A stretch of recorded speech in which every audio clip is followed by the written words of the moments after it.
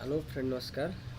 मैले दुईटा भिडियो बनाइसकेको छु कम्प्युटर ह्याङ हटाउन कसरी सकिन्छ भनेर र अरूवटा भिडियो बनाउन गइरहेको छु। तपाईले हेर्दिनु होला। यदि तपाईको ल्यापटप या कम्प्युटर कुनै युजमा चाहिँ तपाईको ह्याङ हटिरहेको छैन भने सबभन्दा पहिला तपाई अब कम्प्युटरमा जानुस्।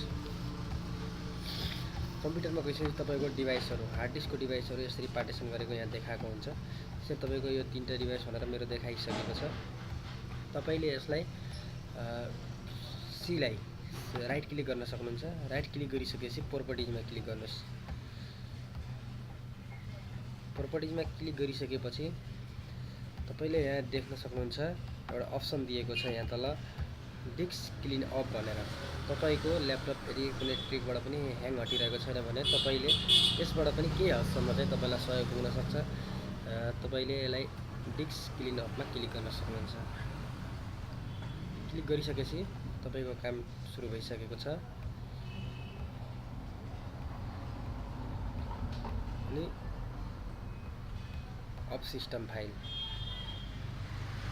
गर्न सक्नुहुन्छ।